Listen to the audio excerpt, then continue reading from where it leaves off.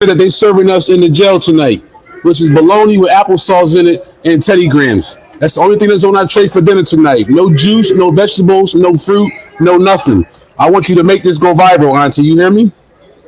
This is our dinner right here. Make sure you take a picture too. Send it out and put it on all over social media. Put it all over the fucking internet. This is our dinner for the night. They're not giving us our fruits and vegetables. They're not giving us our that they serving us in the jail. Now, I need you to understand something.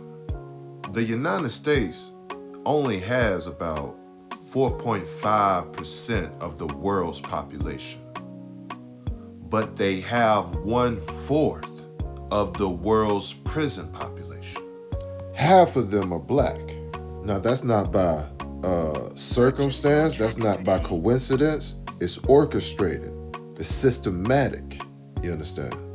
And this is what they're eating. But let's take a look at another prison, like a prison in Norway. And let's see which prison wants to rehabilitate them and which prison wants to make them worse than when they came in. The United States has more than 2.2 million adults locked up in its prisons and jails. That's only slightly smaller than the population of Houston, America's fourth largest city. Many of the inmates are repeat offenders, which raises the age-old question of what we want out of incarceration: punishment or rehabilitation so prisoners do not return. One Scandinavian country is using a unique approach to achieve the latter. As part of our week-long series here at NBC News looking at criminal justice reform, Kelly Kobiea travels to Norway for our Sunday Spotlight. In this vast forest of pine and blueberry is what some call the world's most humane prison, Halden Prison, where new inmates are greeted the way I was, with a handshake. Nice to meet you. Nice to meet you. Drug smugglers, murderers, rapists, all doing time in a maximum security prison that feels more like a college campus. This is home? Yeah, this is home, yeah. Karsten was convicted of killing a man in Brazil. This is his cell block with a full kitchen, big screen TV, laundry room. You have a key to your own cell? Yeah, everybody has their own key. He and the rest of the prisoners are locked in overnight. The rest of the time, they choose when to lock the door to their cozy single-bed cells with a TV and a private bathroom. I used to be in prison in Brazil, and there was a cell just a little bit bigger than this, and there used to be 15 people in the same room. The point here, to turn criminals into good neighbors. Always have coffee on the go. Thank you. Rehabilitation, says the prison governor, starts on day one. We take the freedom from them, but when they are here, we try to help them to get a better citizens.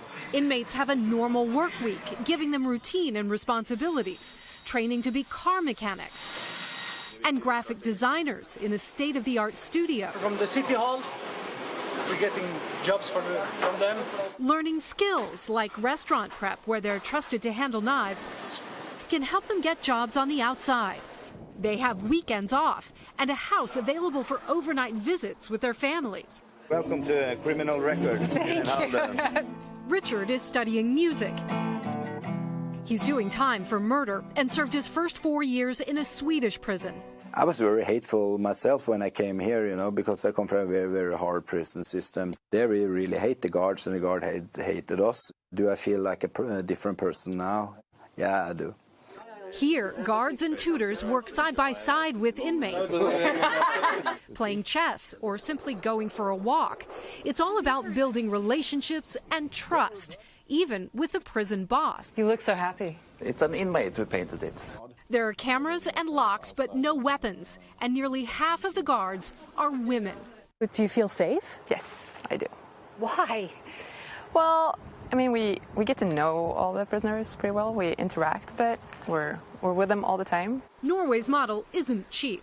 $93,000 per inmate per year, 3 times more than in the U.S. But only 20% of inmates reoffend after 2 years. In the U.S., it's 60%. There's no death penalty, and life sentences were banned in 1981. Even mass murderer Andres Breivik, who killed 77 people in a 2011 attack, was given a maximum sentence of 21 years, though that is extendable. Conservative critics say Norway has gone too far.